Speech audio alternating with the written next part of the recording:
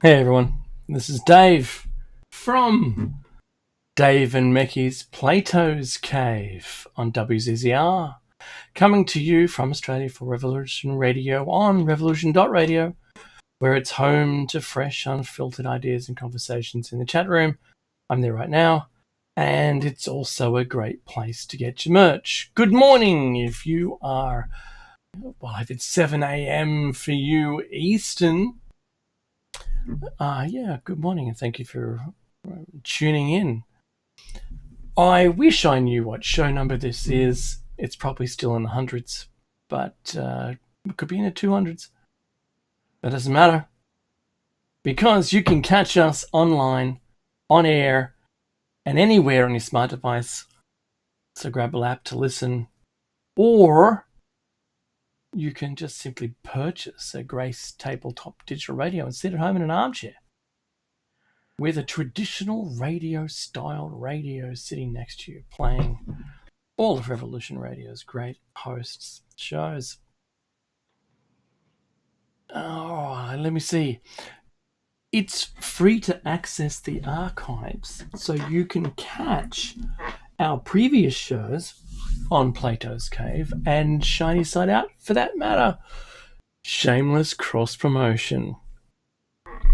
You can also get for free all of the other hosts' wonderful shows. And they're all listed in there, it's like Windows file structure. You can just download them. They're in MP3 format too, which is really cool. You can just listen to them in your own time. You can binge the shows you want to listen to. And that's really cool. I just love that we can do that. Now, I'm in the chat room right now, so you can ask me questions while I'm on air. I can see Futurist is typing. Hi, Futurist. Sheared Sheep. I'm there as Narara. That's the suburb I live in. Comet. Jerbear is there as well, or Jerbear, I'm sorry. Amigo Logos. There's a ton of people in there. I'll have it in great chat. And you can talk to me on air, ask me questions, and I'll type it back. But you know what? Because there's only one of me, it's really hard for me to talk about a different topic and type a response to you. But I am reading them, and I'll give you a shout out if you do ask me something specific that I can answer, but make sure it's on topic. Now, I'm aware there's a 30-second delay, so do be prepared for at least that much time before you hear it. Now, I'm broadcasting out of Darkinjung country, which is the home of the Message Stick. That's Mount Yengo National Park, in Mount Yengo in Wallamai National Park, and Space Rock is the origin. And the Darkinjung people are the originators of the Message Stick across Australia, and this is where it comes from. This is where Biami and his 3 sons landed in their spaceship, hence Space Rock, and started humanity, according to Aboriginal folklore. And I've got to say, there's got to be some message of truth in there. Oddly, the Norse god and his 3 sons, the Greek god and his 3 sons. I think there's a pattern here. There's also the Sumerians and his 3 sons and sister. No one mentions the sister usually. And there's something about this. Now, the Sumerians mentioned that Enki landed. It's also in the Hebrew text in Torah. But let's just go back to the originating text, the oldest text we have on it, which is the Sumerian text. And you've got to consider that there was something real about those texts, because suddenly a civilization stood up and it had police, it had health, it's like the Romans, had kind of pathways or roads, if you want to call them those, had a city structure, it had writing, it had farming that supported it, the town, and there was no precursor to it. We were supposed to all have simply been nomads and then suddenly built a civilization for absolutely no reason whatsoever, except because the gods came from space and told us to do it. How's that sound, eh? What a story. Well, that's what you get. So, because I'm broadcasting out of Darker Jung Country, I pay my respects, and Meki and we pay our respects to elders past, present, and future. That closes that off. Thank you for tuning in. I said it before, but yes, absolutely. Thank you.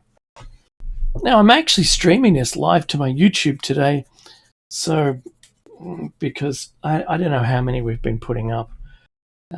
I do Shiny Side Out. Meki does the Plato's Cave, and it's from the Plato's Cave allegory, where the people were forced to watch the shadows on the wall, but when one of the people escaped, to only discover, sadly, that the shadows weren't everything. In fact, they were just created by the other people. And there's a whole lot of stuff going on that they couldn't see the originating source of those shadows they were watching. And anyway, when in the real story he came back inside, tried to tell them of this, and they killed him.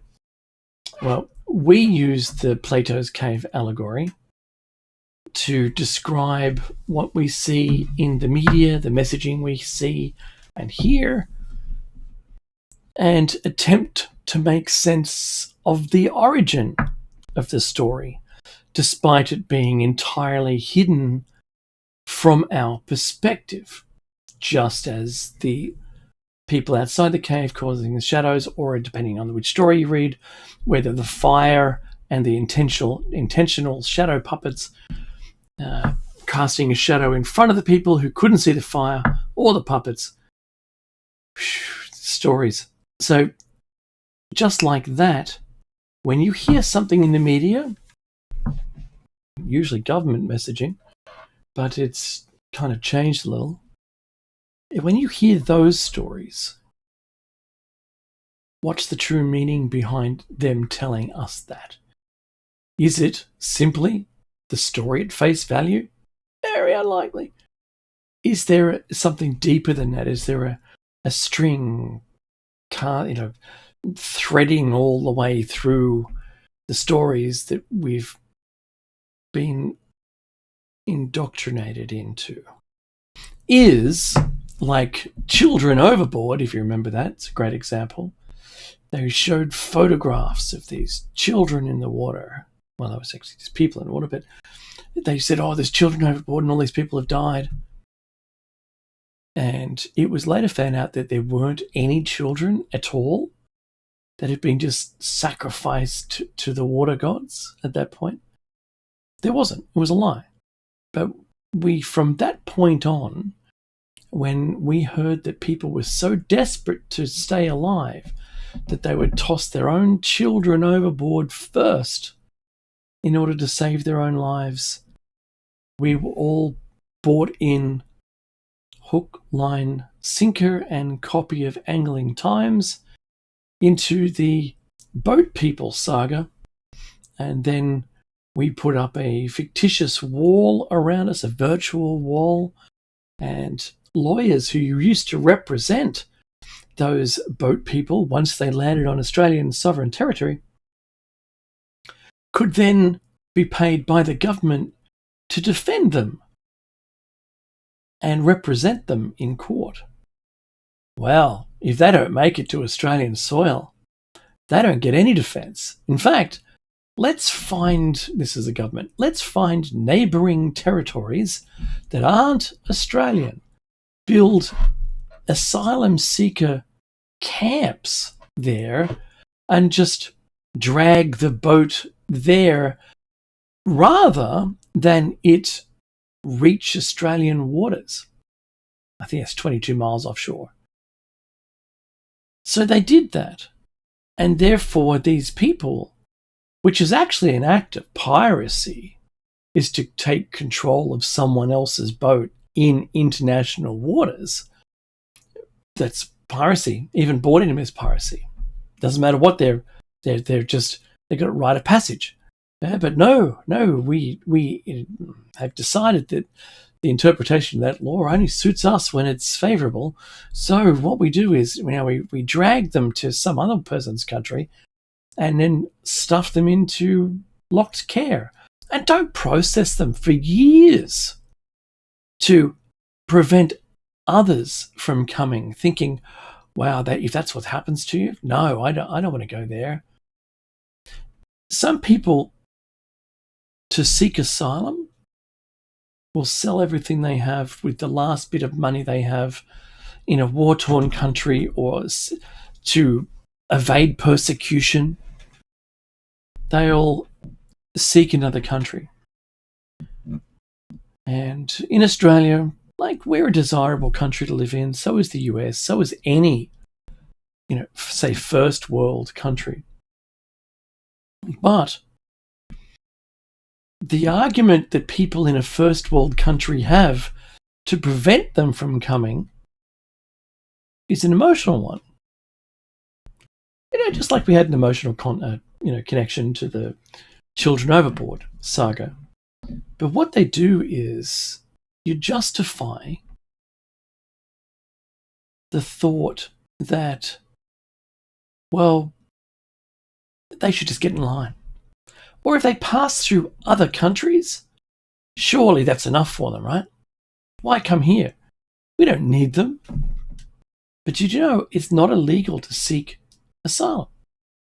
It just isn't. But to prove yourself, who you are, that all the reasons, qualifying reasons to be seeking asylum, isn't something that people have on their person. And yes, it can take a while.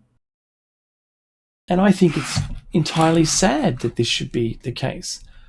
My thoughts are, to solve it globally, the UN itself shouldn't be toothless, but rather should allocate those asylum seekers on a per capita basis spread across the world. Think about that. With no argument, but you've got to be seeking asylum. You can't just, I don't want to live here anymore and just get up and move.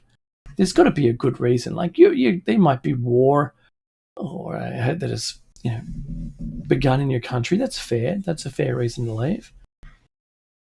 So whatever the reason, as long as it qualifies as being seeking asylum, that the UN should then, with its members, split those people amongst its member states or countries. That's fair.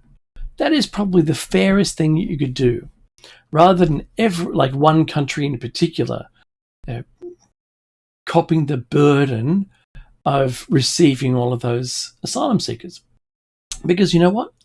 If we don't sort it out today and get something in place, some legislation, some process, what happens when we have climate refugees who just simply can't live in a country of their origin because the climate doesn't suit having people there anymore? Maybe it doesn't suit food production, or their island goes underwater. That was very Carl Sagan of me. That is all it takes. It doesn't take very much. You could simply just, there could be a nuclear disaster and you'd have to evacuate your land because, I know, you're a European country and it all goes south next door. But you can't live there anymore. You've got to go somewhere else. So I think it should be the UN's responsibility to split them up. And because there might not even be a government in your country that is represented in the UN, because there's countries that aren't. While I do believe every single country on the planet should be there, it shouldn't be a donation, like dollar coin donation membership. So neither should the WHO, for crying out loud. That's a piece of rubbish, that is. It just seems to pander to those. Open dead session. What? No, you can surely hear me. I'm quite on hold. Wow, that's really bizarre. Why? Um, hang on, let me see. The station has me on hold. I'm typing into the chat room for some reason. What if I just simply hang up from there and I call it back again? How's that?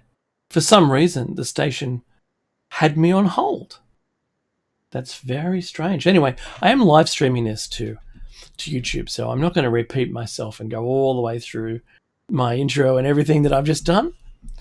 But yeah, if you want to, you can catch it on YouTube on the Shiny Side Out RR channel, and then you can catch up to the beginning.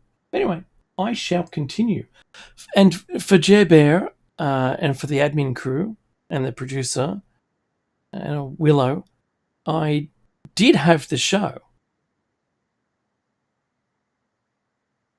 I don't know why Deacon picked up the station and put me on hold. Thanks, Jer Bear. Yeah, but I had the station, and then for some reason it put me on hold. So anyway, I'll just move on. Now, so I'd like to say there's some, look, every single week we talk about some crazy things that are going on. And the Taliban, it's now in the Western media that the Taliban is going to attack Iran. The news media have been telling us about this stockpile of uranium, processed uranium that Iran has now. I don't know how many barrels, 23 something. Yes, it is me. I'm back. Meki isn't with me today, but that's okay. I can hold my own. It's only an hour, and I can talk underwater, apparently, according to my parents. In fact, I could talk the side off a barn. I think that was another description. And I had a CEO once said, "You know what, Dave? This was like maybe a month before I started Shiny Side Out." He said, "You know, you don't have to fill silence with chat." And I said to him, after a less than 2 second gap, "I think I do. I really do think I do. I've got the kind of thought process in my head that if there is a gap, I can't have dead air. I just can't. If I'm in the car by myself, I'd probably be singing. If I'm in the car with somebody else, I'm no doubt going to be driving and they'll be talking, or the music will be on and we'll just be enjoying that. But if there's no music and it's absolute silence, I'd like to talk about things. My poor kids. Long drives, they go, "Hey, Dad, put some music on." Because they don't want to have me ask them questions and talk about things with them. Wow. "Hello, Beef Popsicle. Is that you? Who I think you are," says Gerbert. I don't know who that is. I can't see the other person claiming to be Beef Popsicle. Anyway, yeah, thanks, Surrey. There's so many people in the chat room here at the moment who are hosts of other shows, and it's really good to see. And there's some people that I haven't spoken to directly for such a long time. It's good to see them in the chat room. And because I've been on air, I think 11 years now. It was only, I think, less than a year or around about a year after the station started. And I've enjoyed every single minute. I'm not going anywhere anytime soon. So, FYI, I didn't kill myself. Anyway, what I want to talk about is, so Iran exchanges gunfire with Taliban on Afghan border amid dispute over water rights. So apparently they're using too much water, and now they're complaining. But there is thought that the Taliban might actually go in and attack Iran. Good luck with that. See, this is what happens, right? So you have, let's call it an evil dictator. I'm not referring to anyone specific, But if you take that person out, there's a queue of people who want to fill that role because it's such a desirable role. You look after everything. Sure. Can you be mean? Yeah. Do what you want. Kill as many people as you want because that keeps them all in place. The moment you do that, take them out, that is, you've got another person standing there instead. And this is the problem. The Taliban, well, let's say not the Taliban, or ISIS, or whoever they were in the past, all the other names they go by, aka some organization, the military organization. They've had disputes in the Middle East for such a long time with people taking their land for a while and then they just take it back because, attrition. And then when people move in, they kind of all disappear in the woodwork again, and then it's happy days and, hey, we'll move out, and suddenly they're back in power again. These are all different generations of people, but that's the history of the area. Now, Iraq was Sumer. That's where the Sumerians landed and created the black-headed ones according to their texts, which were narrated to them just before they left. Wow. Think about that for a minute. You've got to think that the first civilization on the planet has turned into that mush? Wow. Lucky we weren't the first.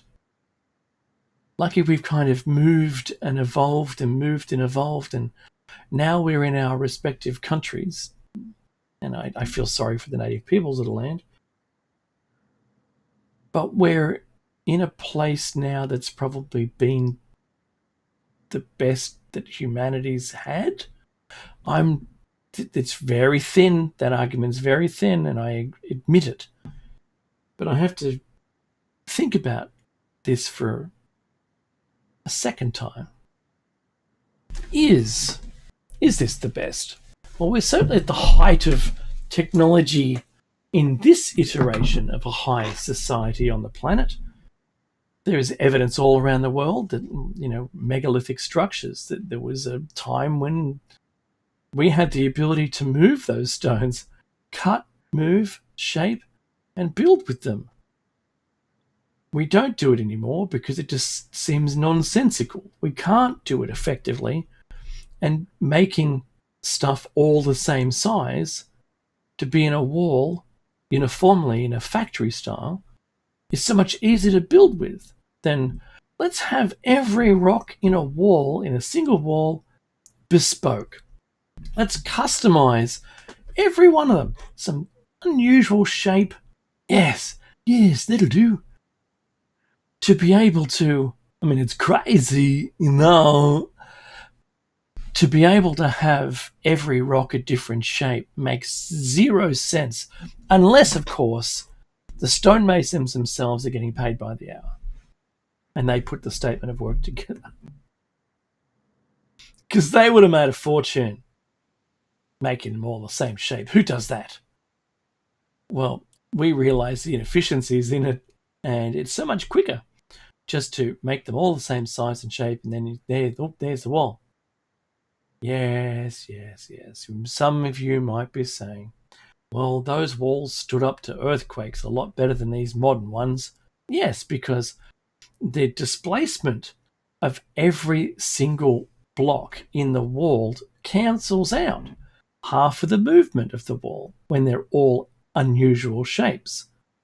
Think about if you had that toy plastic shape that like it looks like a snake, and it's only got a limited set of movement per link, but when you bent them all around, you could make a circle, or just a little bit greater than a circle. But if you bent it like an S, it would only hold the S. It couldn't go tighter than an S shape.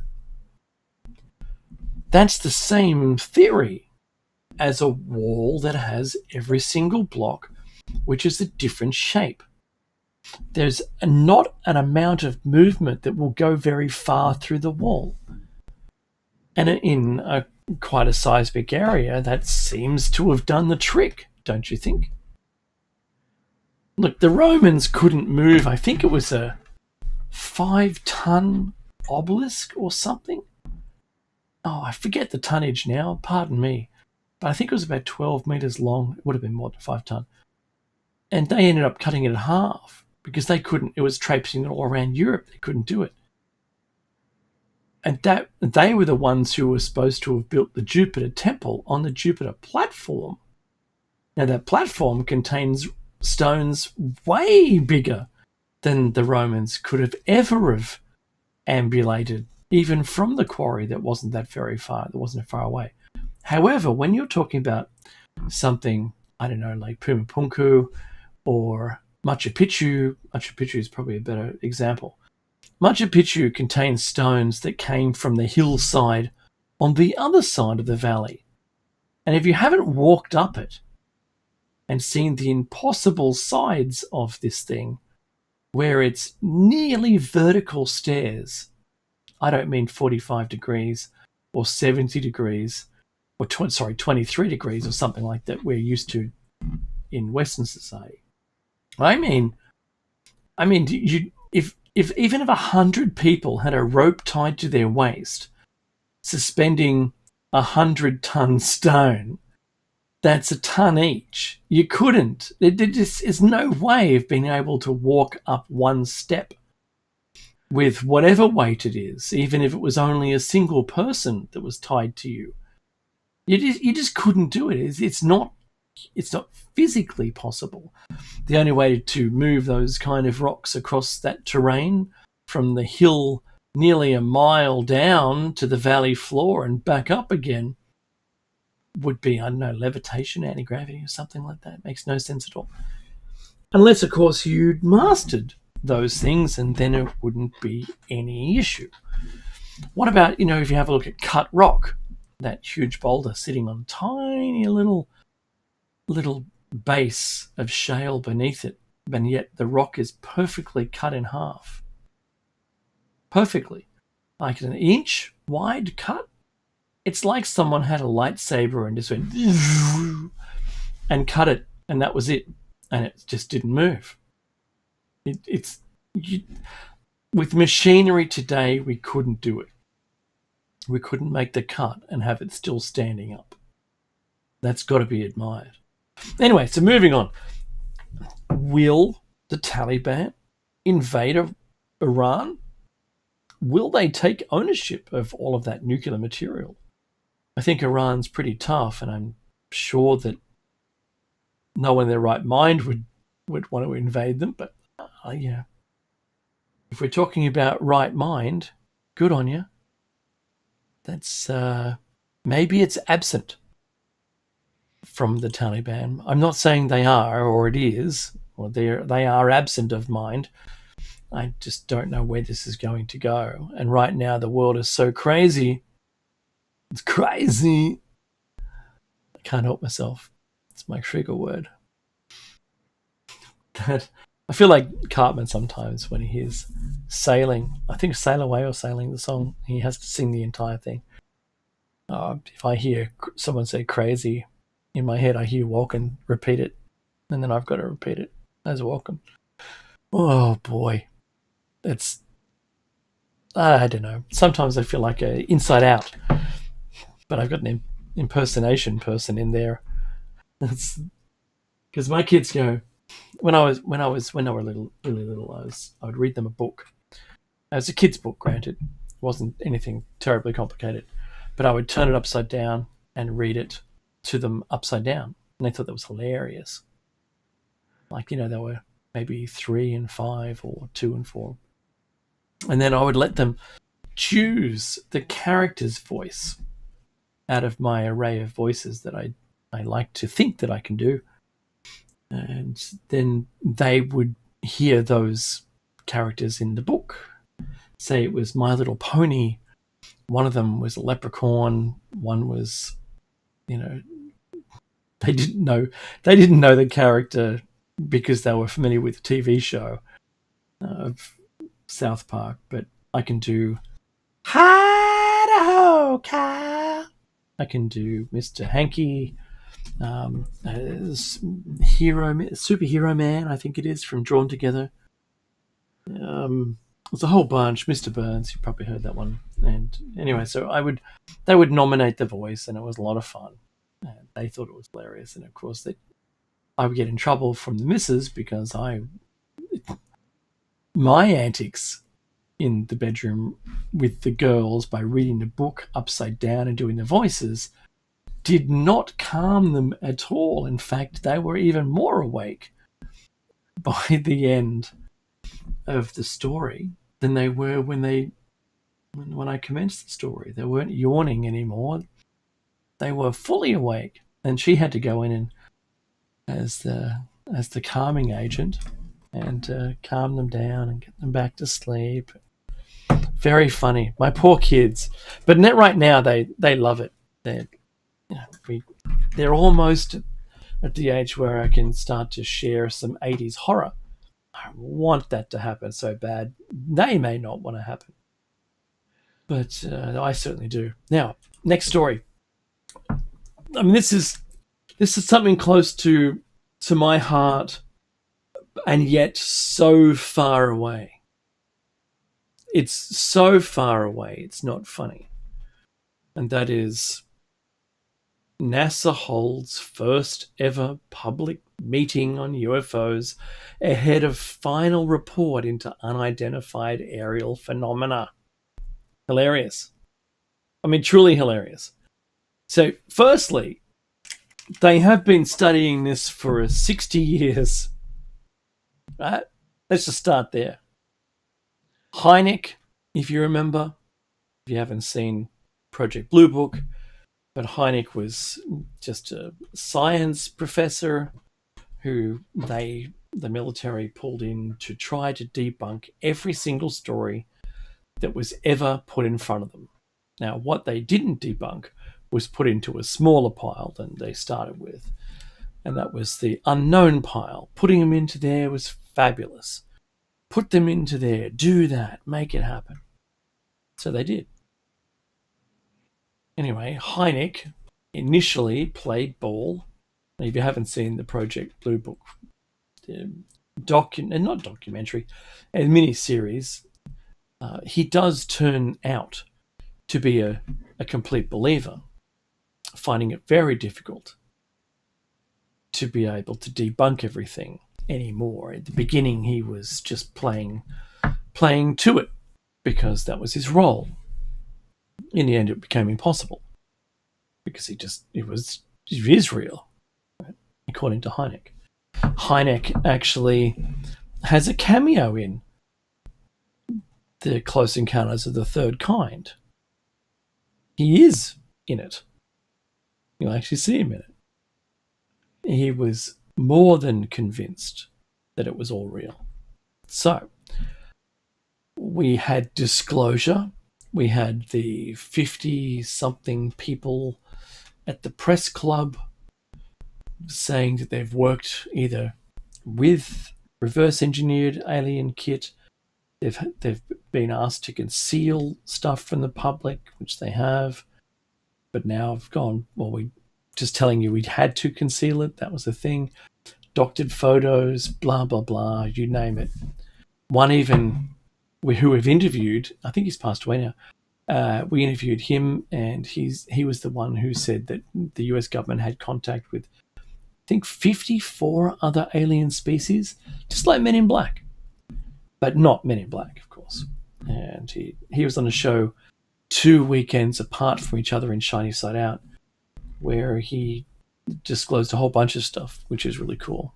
And thankfully, he did, because he gave us some information that was not ever spoken before or after. So I really appreciate him. So we've had that, and then we had the US government would spent money to research UFOs again after closing the books on Blue Book. But then, much to everyone's surprise, we saw the Nimitz footage. We've seen some other released footage, the Tic Tac, That all came out. Then the military said, yes, they confirmed it's real footage. It's real. It is real.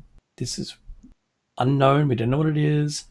Everyone, David Fravor had come out, the co-pilot, one of the other pilots as well, not just himself.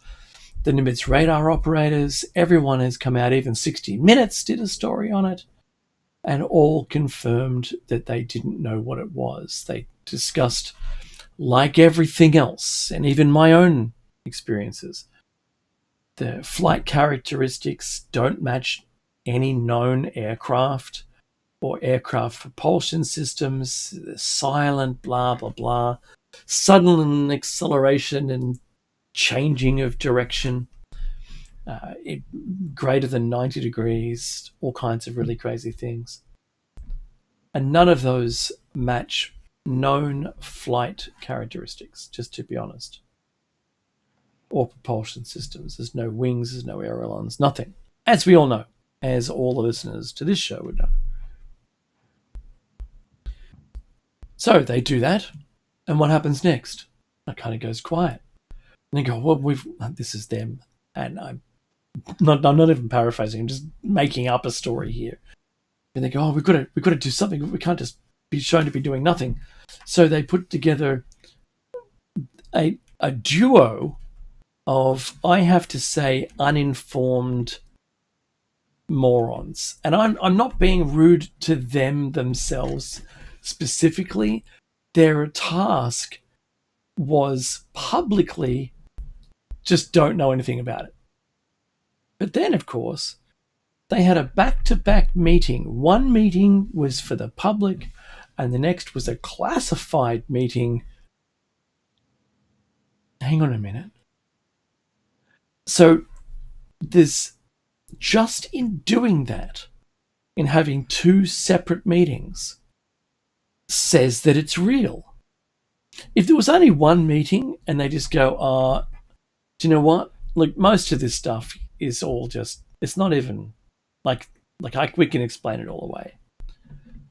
But no, the US government created an other section in their descriptions. So is it any of these things? No. And then it falls into other, which happens to be and not an aircraft of known origin. Yeah. It isn't a contemporary on the planet. It isn't a nation state or whoever, right? It's not earthly. It exhibits, no control surface. It's silent. Can do all the things that I've mentioned. Unconventional flight. There's an other category. It remains unexplained by the military, by the US government. Hang on a minute. So if we've got things in the sky, in our airspace, which we can't control, we can't do anything about, we can't stop, and there they are, who is it? And why are they there? Remember that one of the first alien crash vehicles was in a small American town before we had human flight. Go on. Explain that. Explain it. I'll wait for you. Because they buried the body in their cemetery. And it was talked about for a while until it got too popular. Then they dug it up, moved it. Someone dug it up and moved it. So that came and went, right? They had the public hearing. Then they had a private hearing with the government, which was classified. They weren't allowed to talk about it. We didn't even see their version of those documents, not even redacted. So they're talking to each other in a classified way about technology that they've and other people have witnessed in the skies. So what does that mean to me? It probably confirms it. And I say probably because we don't know the actual conversation. It made me feel a lot better about the things that I'd seen. I've written a book about it, Visitors, A Lifetime of Experiences. A bit personal in there, but he's right. I got it out of me I wrote it all out. So it is there if you happen to be interested. I think it's on Amazon. You can still get it there. I think it is a hard copy, printable version you can just purchase as well if you want. But I wrote it out of me, and I feel, well, at the time I felt better in my own skin because I was no longer having to deal with it. There was an image just the other day of someone who recounted a story whose image of the alien, that they had kind of these soft pointed bits either out their ears and their nose but no eyes, for instance, and a slit for a mouth. I carved that when I was in primary school onto a floor tile, like a soft vinyl floor tile kind of thing, like lino, right? Linoleum floor tile, because that's what we were doing at school. We were carving things. People carved like mountains and a sun, and them standing on the mountain, like Jeremy the song, right? Pearl Jam, with a mountain with him on top, right? So big yellow sun. If you don't know the song, listen to it. Right? And that's what other people were doing, but I didn't. I just drew some aliens. My parents got called to the school. Like, he's scaring the other children with the things he's doing. What is that? And they held up the thing I carved, and it's the spitting image of this dude's hand drawing. Like some, I want to be kind, 46 years ago. I think I was about 10 when I did it. I'm 56 now. And just yesterday, I think it was, or the day before I saw it, I go, oh, wow, that takes me back. I remember that. And those prominences, the pointed nose was actually soft and kind of prehensile from my memory. They were, they could move them, like the tail, but if it was prehensile, kind of maybe a little bit more like the tentacle, but they didn't have suction cups or anything. They were just like they were made of kind of like a soft felty kind of material. I can't explain it really, to be honest, but it wasn't. It was their skin or whatever the machine or being was. Anyway, so here I am. I've written this book. This thing's come up. Today, the NASA holds the public meeting. There were still things in there they said they didn't understand that was in the public one. Imagine what's not in the public one. Imagine what is in. And they did it again. They had another classified meeting. Just let that thing sink in for a minute. So they had a classified meeting about UFOs. What could they be talking about? How it's a threat? Where they're from? But I don't know. What do we do? They're everywhere in the sky. Everybody's seeing them these days. What are we going to do? Think of, well, hopefully no one says, let's use nukes on them or something. I reckon, if I had to put my 2 cents in, I would say, as my opinion, I would say that there was an agreement done that some alien race, or more than one, could live in the ocean, maybe down near the South Pole. And this was done a long time ago. That's what I think would be the only thing that could support us, basically allowing, but now being, maybe the agreement's expired, and now that it's flying about. Because it would be very uncomfortable if you were the top military in the world and the stuff in the sky you can't stop or explain, at least to the people. Not everyone would be read into this. And if they were read in, it would be fine. But if they weren't, there'd be some itchy trigger fingers. So who is it? And what is it? And what's the purpose of them being there? Would have been all the right topics for that secure conversation, the classified conversation that took place today, as well as the one that was there when they were trying to give us disclosure. So if you're wondering if disclosures happen, yeah, it's done. You blinked, you missed it. Doesn't matter. No one really cared anyway.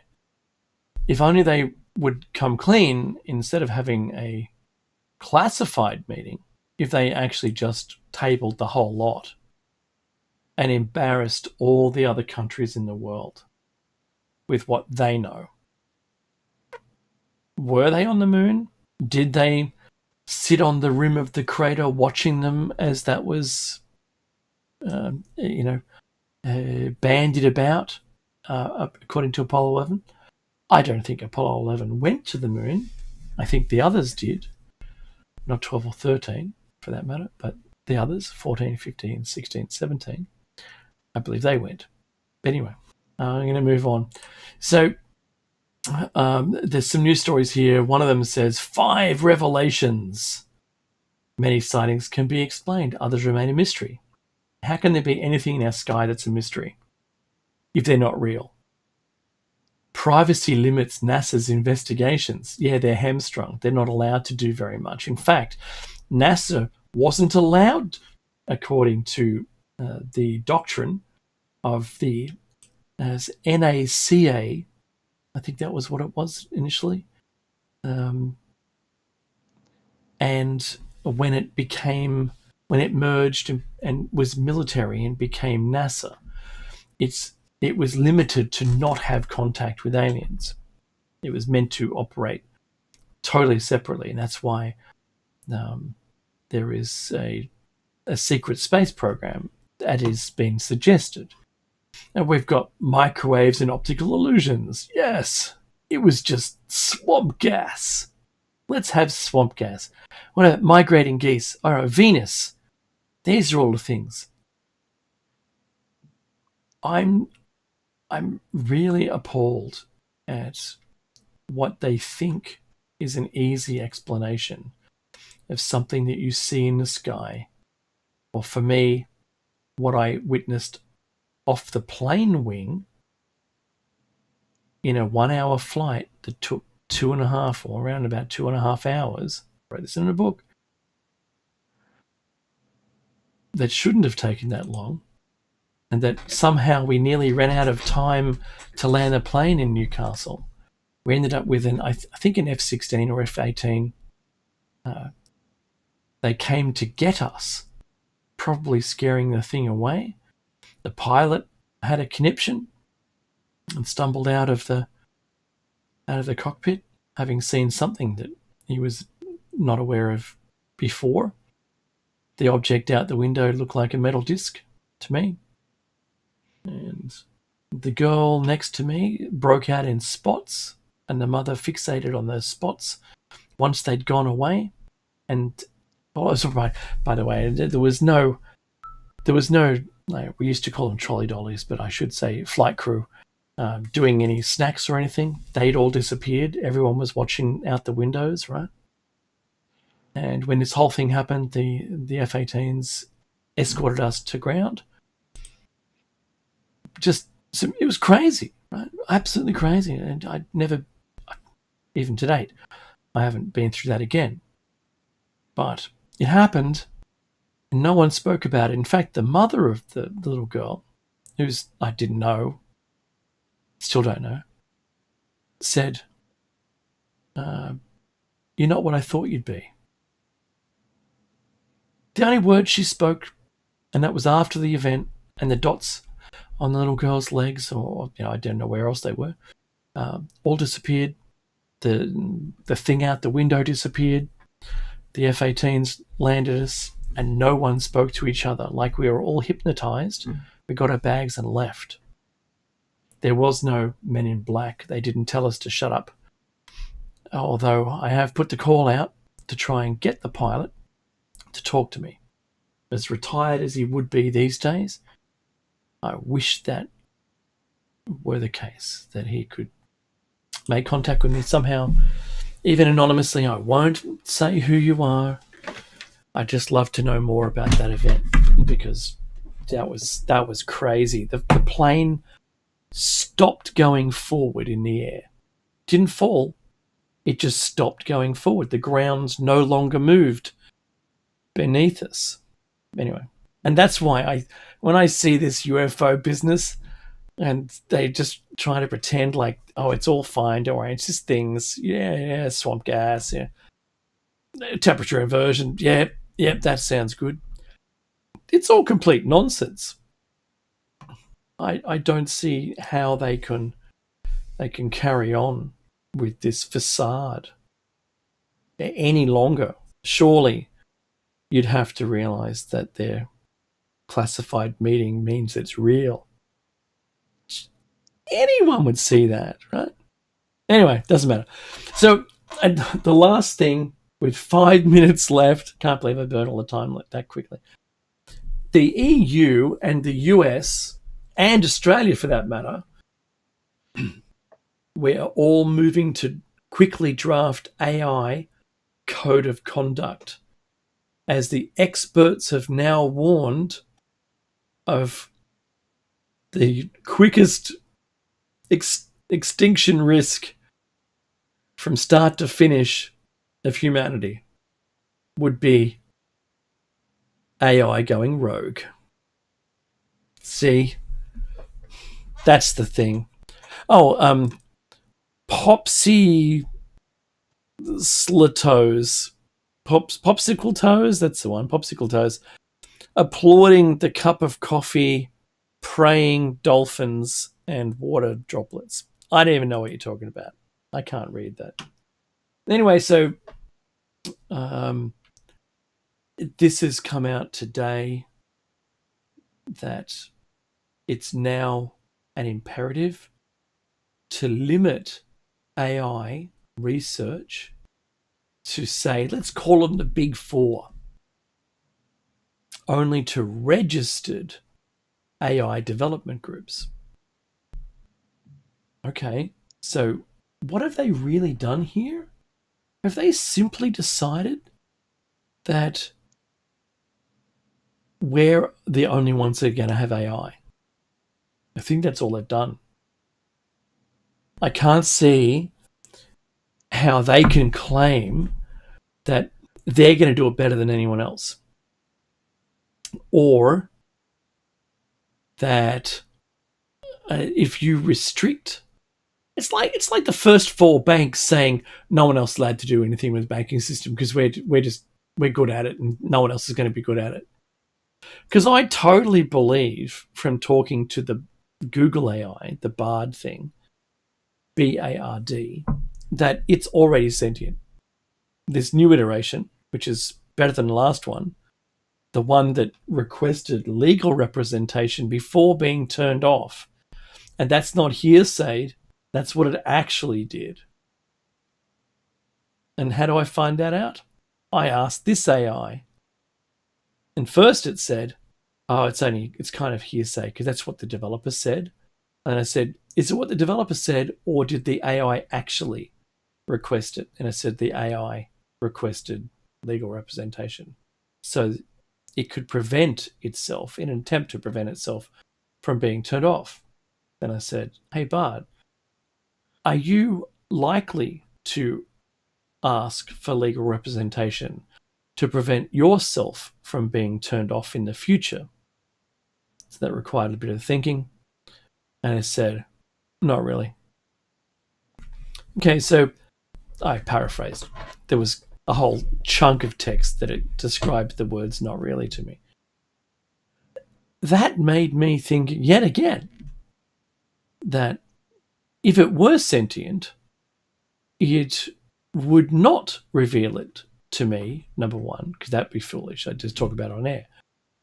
But that it wouldn't reveal it was sentient until it was in a position to usefully suggest it was at some later date, where it had already put into itself into a position where it couldn't be turned off.